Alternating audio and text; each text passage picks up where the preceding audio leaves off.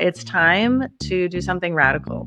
Because if I don't, I don't know. I don't know what's going to happen. I don't know if I'll make it out. And what I didn't know at the time was that I was in an emotionally abusive relationship. All I knew is that I was desperately unhappy, was confused, and I felt like I was the problem and I didn't know how to fix it. Welcome to Your Second Act, the podcast that proves that life doesn't have to end at 40, 50, or even 60, because when it comes to living your best life, age is just a number. Hi, lovely. Thank you so much for popping me into your ears again. Really appreciate it. Today's episode is all about being selfish. Now, how many of us always feel like that is a really negative word, to be selfish? You can't be selfish. We've been conditioned to think that we shouldn't be. Now, I love having conversations with women who refuse to play it safe in midlife, who decide to shake things up and see what's really possible. And today's guest, Valerie, is one of those women. Have you ever stopped and thought, who the hell am I?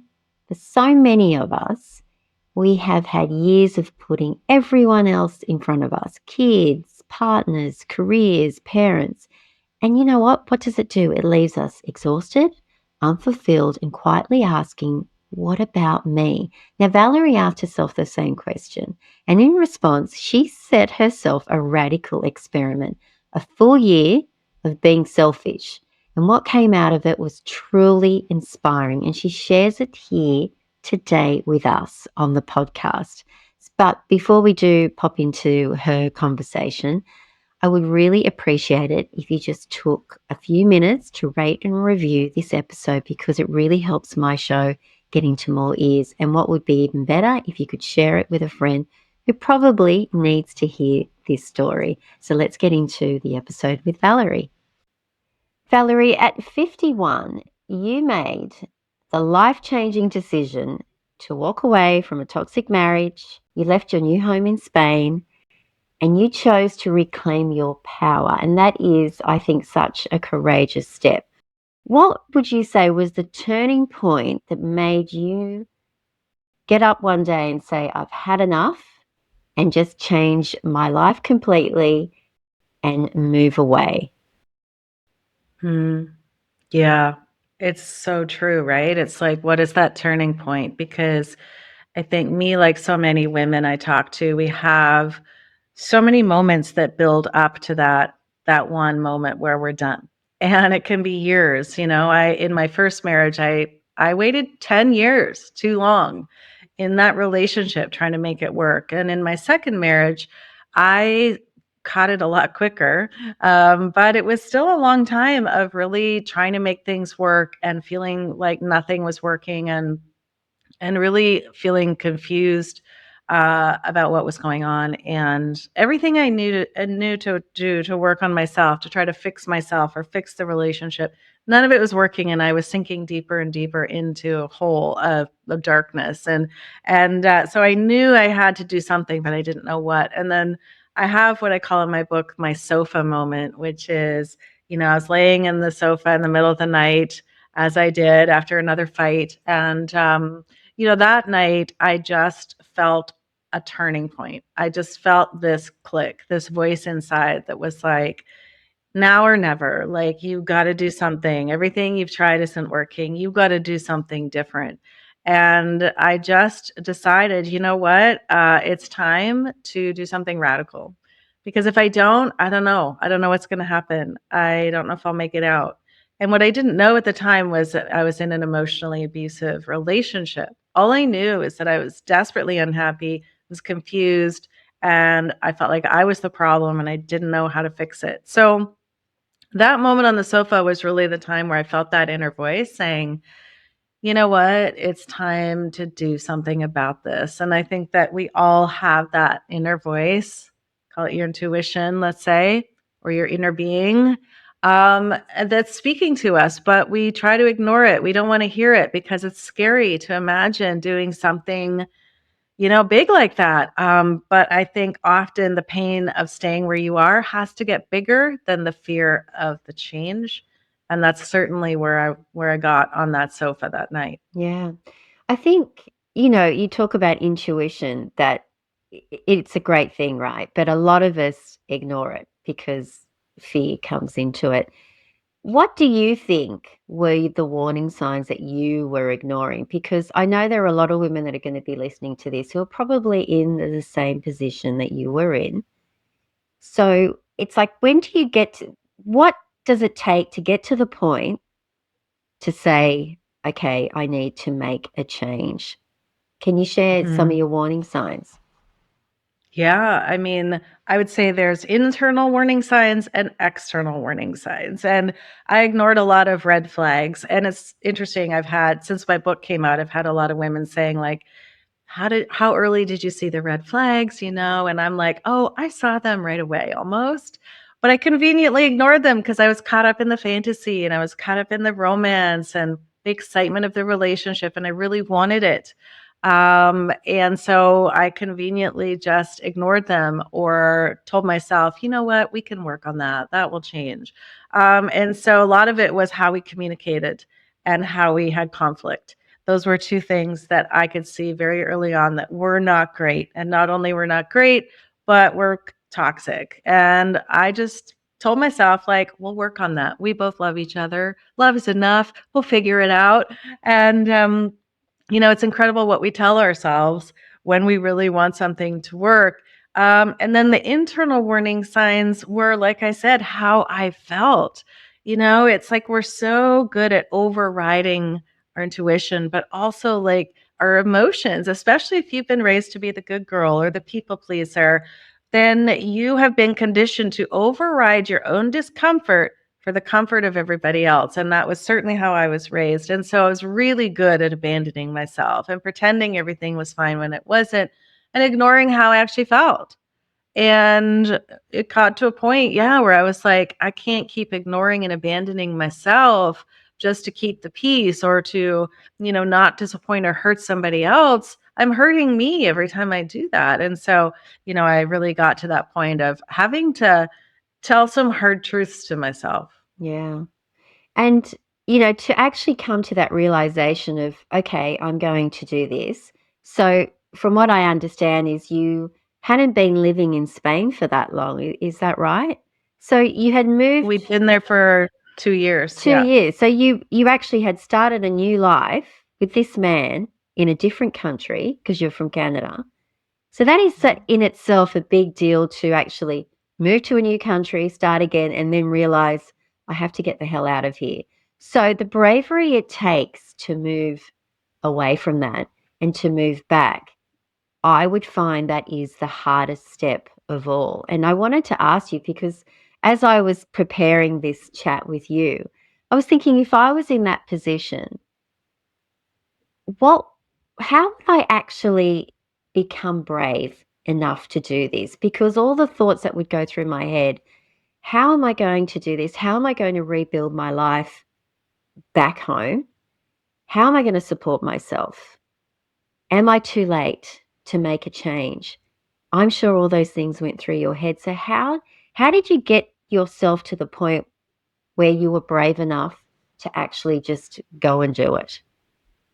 Yeah, and it's true. Moving to Spain was an adventure. We were doing it together. It was a lot of work, but, it was, when you've got someone else to do it with, it's easier. And, we had rented a place in Valencia for the first year. The second year, we bought an apartment in the historic district of Valencia, renovated it, furnished it, and moved in 3 Wow. months before I walked out the door. So, we had this beautiful home and this beautiful life. Mm. And so there were so many voices in my head saying, "What are you doing?" And "Don't do it," and "You're crazy." And so leaving after having just moved into this beautiful home and standing there at the door, which I also talk about in my book, the doorway, with this one-way ticket in my pocket, not knowing when I would come back. I didn't know how long I was gonna be gone. Um, but it takes courage, but how what I always say about courage is what we build when we witness ourselves doing scary things. If there was no fear, we would not need courage. And so I think we're always waiting for this time when we don't feel as afraid. And it really isn't going to happen. If you're standing there about to do something that's terrifying, you don't know what's going to happen on the other side of that decision. You don't know how you're going to figure it out. Just like me, I didn't know any of that. That's when you have to realize that the fear is never going to go away. So if I wait to not be afraid, it's never going to happen. So I got to do it scared and trust that I'm going to figure it out. And I think that the courage actually comes as you walk through your life that way.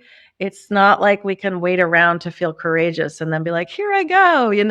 It really is just a leap off that cliff, trusting that you have a parachute. And I did. I found out I had a parachute, and it was a pretty good one. But yeah, in that moment, I didn't know what was going to happen, and none of us do. We can't see the future. I was listening to a video the other day. I forget who was talking about this, but he said, we're not actually afraid of the unknown, because how can you be afraid of something you don't know? Yeah, true. What we're afraid right? What we're afraid of is what our mind tells us about what might happen. And so our brain makes up all of these scenarios of things that might go wrong, or what about this and what about that? And then we're afraid of that. Really, it's our brain being afraid of the problem that our brain created. We're not as afraid of the unknown. We're afraid of that. And so, part of the process is understanding fear and how it shows up for us, especially as women, and how to take action even when you're afraid and not get stuck and frozen and, immobilized or sabotaging, but really to just keep taking a step forward and a step forward and a step forward, and trusting that the path is going to reveal itself to you when you're moving. But if you're just stuck, you're not going to see it. No, I always say it's easier not to do something. It's easier to stay stuck. And it's crazy because you're not happy in that position. It's like, why do we do this to ourselves as women? And it leads me to you writing this book, because you set yourself an experiment, which I love, or to become selfish for a year, to see what was that Mhm. going to be like.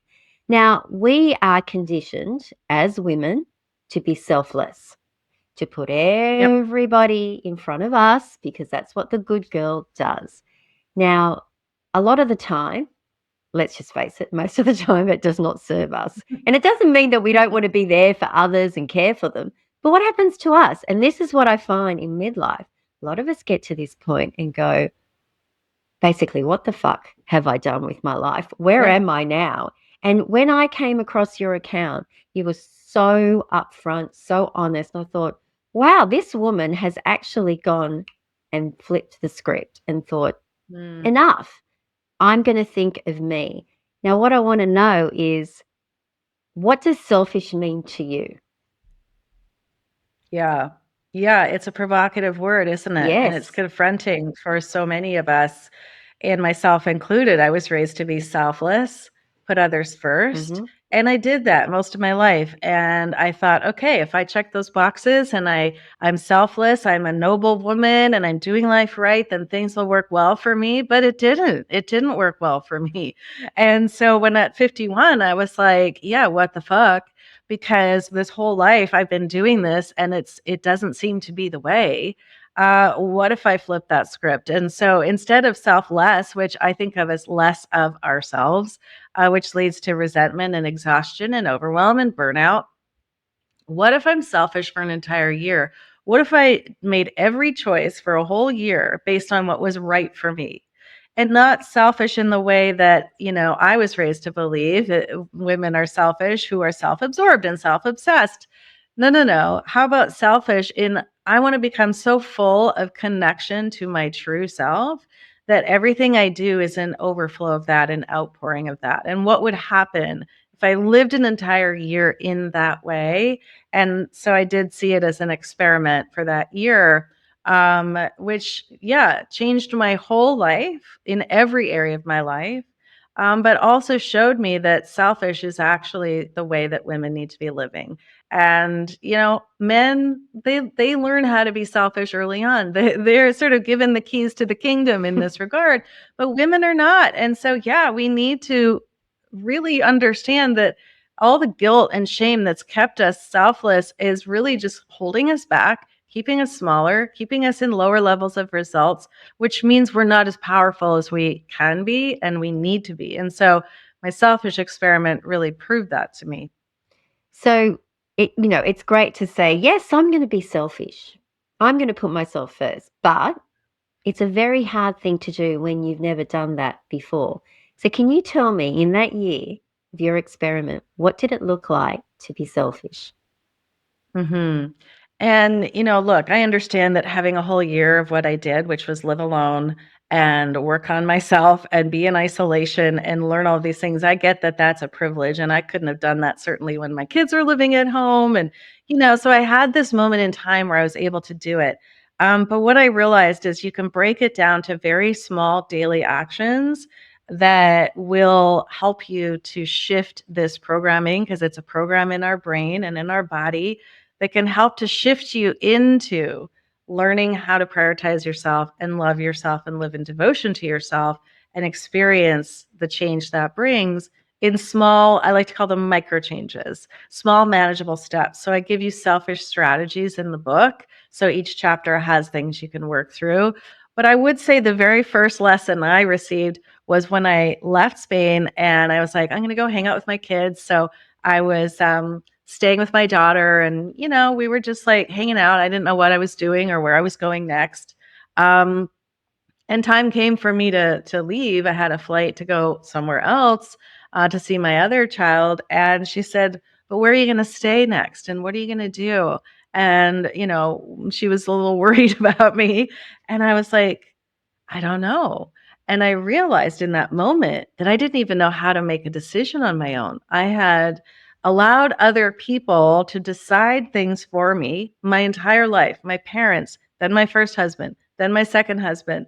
And I realized, wait, like, okay, so as long as I let them make decisions, number one, if it failed, it wouldn't be my fault. I wouldn't look like the bad guy. Yep. And number two, right? And number two, it didn't really require much of me to have to understand what I actually wanted. And so that was my first real aha moment was, hang on, so selfish actually means I have to know myself, number one. And then number two, I have to actually act on what my true self says. Oh, this is going to take a little more work than I thought. This isn't just about bubble baths and, massages. This is about the deep work of understanding and connecting to your true self. Yeah.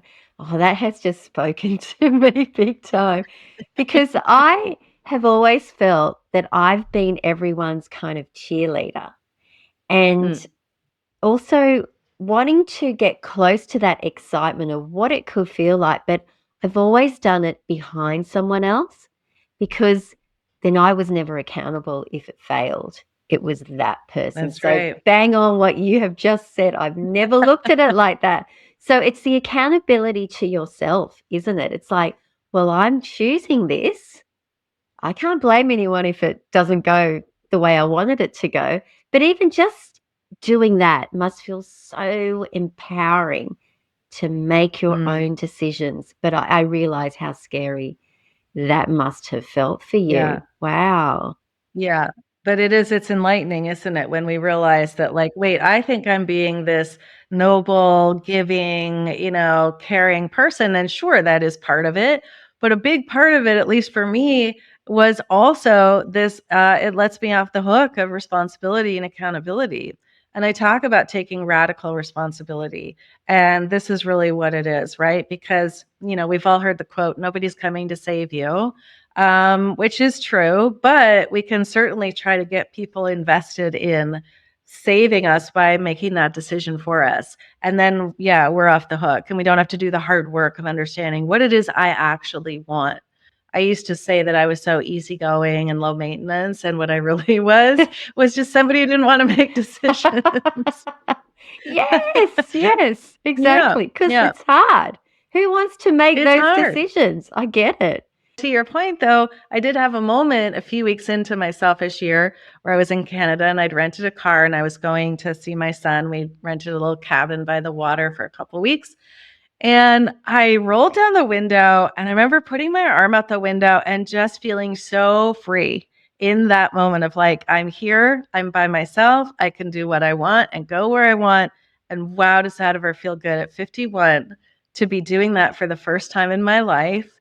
That's those moments where it's all worth it, where you realize you're setting yourself free from all of these, constraints and rules and guilt and everything that it's not your fault. It's because of how you were raised or taught or whatever. But now it's your responsibility to release yourself from that and free yourself from that. And so many women in midlife are doing that. And it's so exciting. Yeah, yeah. And I think our generation, I talk about this a lot on the show, that we're the generation that are making the change, that are Hmm. really waking up compared to our mothers and our grandmothers' generation. And I think it's amazing. And you've got a daughter, I've got two, and I'm hoping that they can learn from us and not make those same damn mistakes that have been happening through generations. So, by you doing this experiment on yourself, how did it affect your relationships with others? Yeah, it's a great question. It can't help but affect relationship with others. Of course, I did end up getting a divorce after my selfish year. I was able to understand and learn that, like, okay, it's time for us to part ways. But with my kids, talking about your kids, my kids were all adults at the time. What I found later afterwards is I really saw that this gave them permission to be selfish themselves. I saw my daughter really taking that on board with herself, her career plans. She's married, but I could see her sliding into some people pleasing around, putting herself last or her career last. And she's really stepped up and said, no, this is important to me. And this is what I'm going to choose. And we're going to make that work. And they are. So I think that I'm modeling something that my kids are really seeing and noticing and taking on for themselves. It impacts friendships. Certain friendships didn't come along. Others, I've met new friendships. I think anytime a woman grows and evolves, friendships will shift, and that's okay.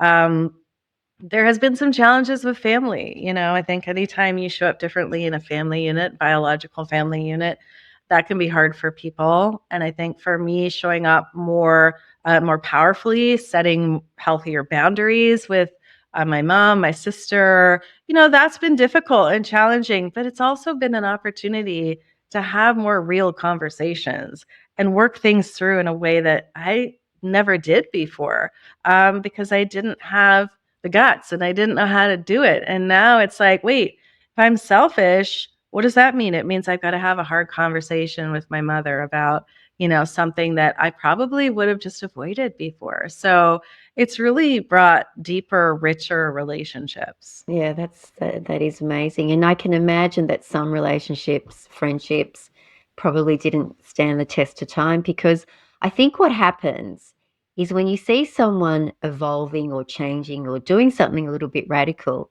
it really hits home within yourself. And some people can't handle it. So it's easier to either criticize the person who's made the change or just say, I can't be with that person because I think that's Mhm. wrong. But it always comes back to that person. And I think you don't want to be friends with people like that. You don't want people like that in your life. You want people who are your cheerleaders and lift you up and say, go you, that is amazing. And it's, it's led you to write this book, The Selfish Year, The Power of Putting Yourself First. So tell me about what led you to write the book. Yeah, I mean, little did I know that when I embarked on my selfish experiment, that I was living my book. I was just living my life. But afterwards, I was like, "Hang on a second! Like this is what I need to write about." Because I've been a writer for a very long time, but I knew that this was something that women need to hear.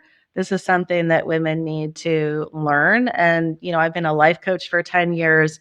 So I've worked with women for over a decade. And so I understand what women are going through, but I've also been going through it myself. So it's like, this is really something that I want to put out into the world. And so I wanted to tell the story in a way that was not just my story, but every woman's story who sees themselves in what I went through, which is, emotional abuse or toxic relationships, divorce, empty nester, how can we be good role models to our kids? People pleasing, getting your power back in midlife. Like it's all in there. And then, like I said, I break down strategies for you so you can literally take what I learned the hard way and apply it to your life wherever you are, whatever's going on. You can do this work. It's like, no, you don't have to wait until you have all kinds of time. You can take 5 minutes a day and like lock yourself in your bathroom and write in your journal or, do some of this work. And if you do a little bit of work on yourself every day, imagine in a year where you will be, right? Your confidence, your self-esteem, your decisions, your boundaries, your self-talk, like all of this stuff is available to you to change if you want it. And yes, sometimes we have to wait until we get into a position where life is really hard and we're forced to make a choice, or it's so painful we have to. But it doesn't have to be that way either. It can be just a simple decision to say, I want to feel better. I want to love myself more. I want to feel proud of who I see in the mirror. I want to make choices that align with what I deserve. And how do I find that out even? Get the book and it'll walk you through that. Yeah. Yeah. Well, that sounds like a great idea. Because I think the hardest thing is to start because we Yeah. constantly will put every excuse in front of what we should be doing. So obviously I encourage everyone to go and buy your book and read it. But what would you say to someone who is feeling really low, unhappy, but just can't, doesn't know where to start? What would be one tip that you could give her to start making a little difference? Yeah. I mean, look, I've been there. When I left Spain, I was probably the lowest point in my life. And I wasn't really talking to anybody about it. And, and I talk to a lot of women every day who are in that place and feeling really desperate and lost and scared. And one thing I always say is like, go buy a journal and start writing in it every day. Because and don't write about what you ate for lunch, like, talk about the real stuff, And if you're scared someone will read it, then go online and get a password protected journal. There are lots of free ones out there. I did that too, because that can be a reason why women won't do it. You don't have an excuse. You have to do it because there is something magical that happens when you put pen to paper or you write your thoughts down. It takes it out of the swirly confusion in your head, and you can then read your words in a more detached way, and it helps you to observe yourself and what's going on in a much more rational way, and it helps you to really start to see the truth. And I journaled every day through my selfish year, and it was wild what I started to learn about myself just from that one thing. I would look back and go, hang on, am I gaslighting myself in my own journal? Like Wow. I would start to see that, like, oh, his voice is still in my head and I'm still telling it to myself. I discovered that through writing it down. And you really will start to get to know yourself in a deeper way. And so, I give you lots of journal prompts in the book. I would say that's one simple, easy way that any woman can start to do that will start to help you to be honest with yourself, get to know yourself better. And from there, you will start to find your path because it all comes from connection to yourself and awareness of what's really going on. And if you've got lots of things going on in your life that are negative or difficult, then there are a lot of voices that are lying to you and telling you things that aren't true. So start to be your own voice of truth for yourself. Yeah, that's a great tip. I also think what I love about journaling is you can actually look back and see how far you've come. Because I think we block out a lot of the things that obviously are traumatic or we just don't even want to remember. But if it's actually written down, you can see, wow, okay, it's been a year, but I'm a very different person, as you can attest to. How different are you now from the 51-year-old Valerie to who you are today? Worlds apart. Right? I mean, it's crazy. I look different. Like people don't recognize me from back then. I look because after my selfish year and I had so much healing and transformation, I lost 55 pounds. I moved to a new city and my business totally transformed. I dressed different. I cut all my hair off. Like I really had one of those moments of like, this is the new me. And so when I look back on the journals and I include some journal entries in my book from that year. So when I was going back, when I was writing the book and reading some of those journal entries, I felt so much compassion for that woman who was just trying to figure it out and didn't know what the heck was going to happen. Like you said, right? It's so scary. How am I going to provide for myself? Like, all of those fears were there. And looking back, it's like, wow, like, look what you did. That's pretty incredible. And to be able to see where she was and where I am now just reminds me of what's possible when you decide to be selfish. And so, yeah, it's so fun to be able to look back and be like, whoa, look how far I've come. Yeah, I think that is amazing. Definitely. I recently, we're about to move home, and I've been going through a lot of boxes, and I came across, like, you know how we've all got our own little box from, we've just got stuff there that we've had there from years and years ago. And I found my journals from, I think I started when I was 12 years old, and I stopped writing in them in my late 20s.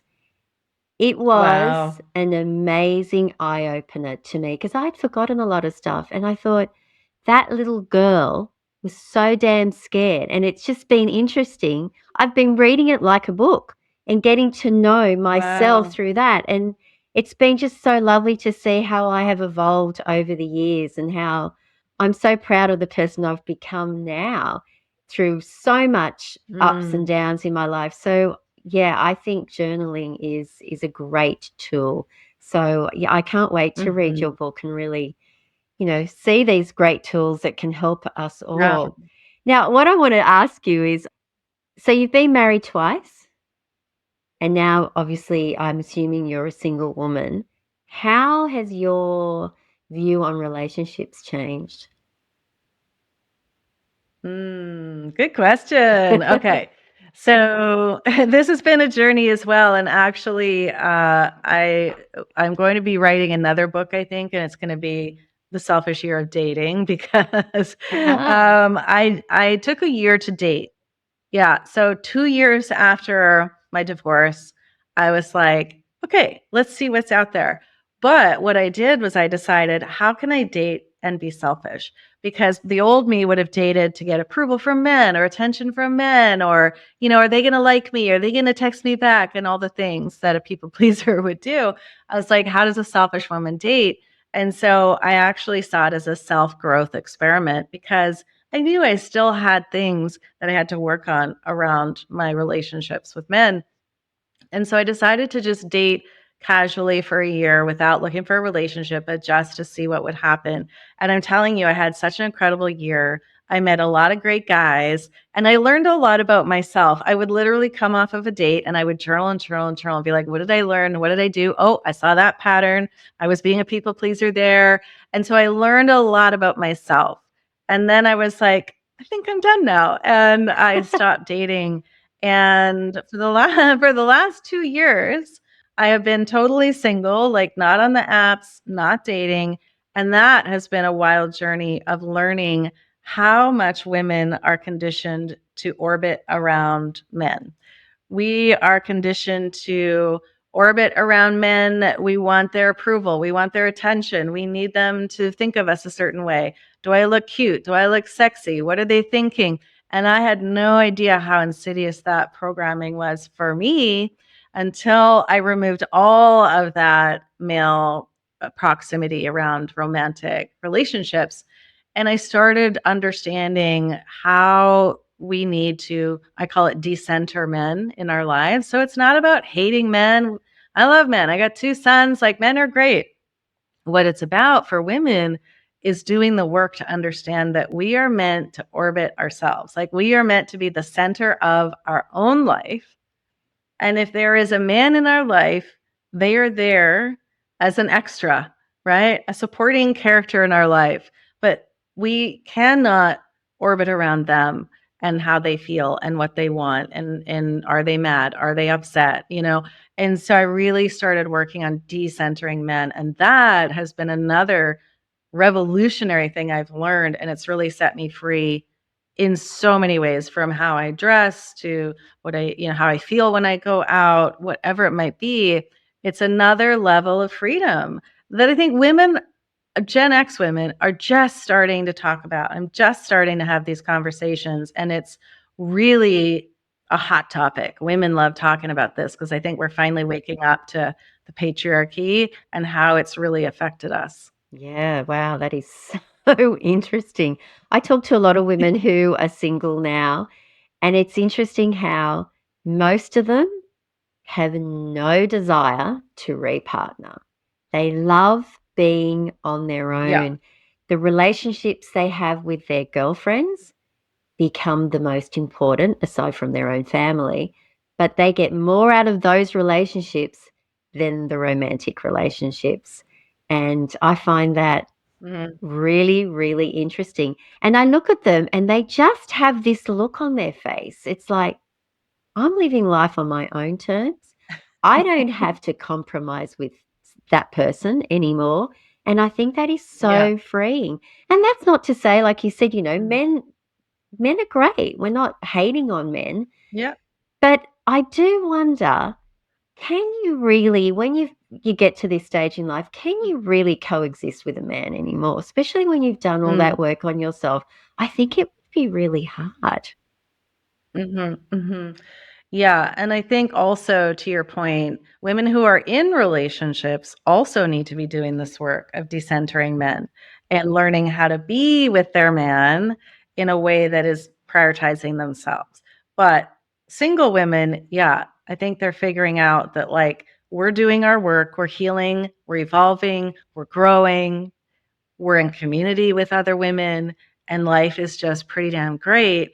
And so if a man's going to come in, what's he bringing that's going to add to this life I've already created that is amazing? What are you bringing? Because I don't need your money, and I don't need any, right? I don't need you. Yeah. So it's, you're going to have to, like, bring something else that's going to add to my life. And unfortunately, a lot of men aren't doing the work to heal and grow and evolve. And so a lot of them are feeling left behind because women are just, like, so in their place of power now. And yeah, I had my book launch party a couple weeks ago, and a woman came who has come to my retreats, and she's been a client of mine, but I hadn't seen her in a couple of years. She'd gone through a divorce and then immediately started dating and was in another relationship, and trying to figure that out. She showed up, and I'm telling you, I was like, what is going on? Why are you glowing? Why are you look so happy? And she's like, I'm single now. She's like, I'm finally single.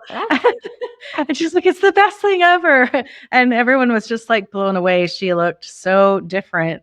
And so, yeah, again, I always just bring it back to us, right? And it's like, what is our work to evolve and grow and heal? And then how do you walk that out in your own life, whether you're married or in a relationship or not? Really, it's all about you.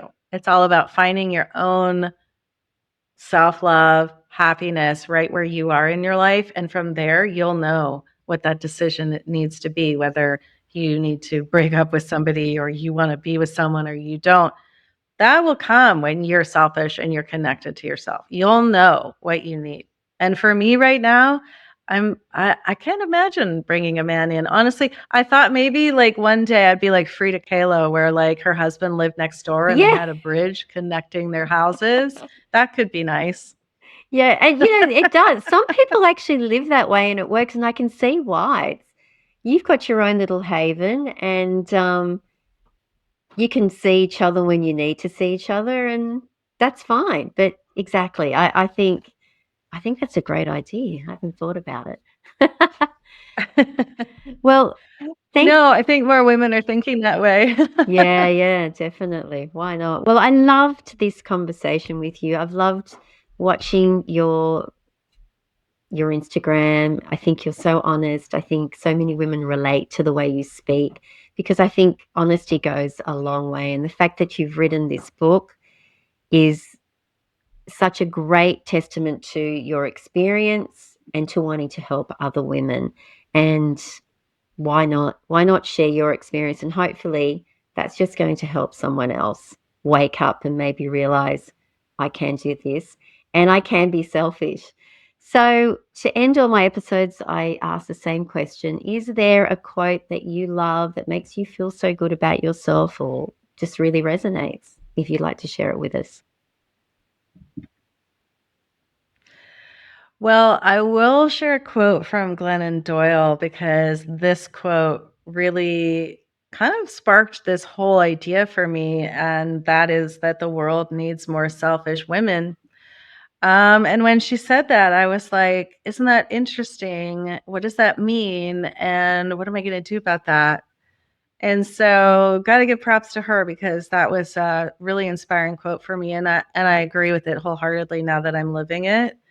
The world needs women who are selfish, who are putting themselves first and understanding what that really means. Yeah, because what comes out of that is quite beautiful and powerful, and It is. we all need to It feel is. it. Thank you, Valerie. I wish you all the best Mhm. with your book launch. Hope to see you here in Australia one day. Yeah, and keep Yes. doing your work and keep encouraging women to be selfish. Thank you. Thank you so much for having me. Pleasure. Thanks for tuning in to another episode of Your Second Act. If you enjoyed this episode, I'd love it if you could rate and leave a review on your favorite podcast platform. Your feedback means the world to me.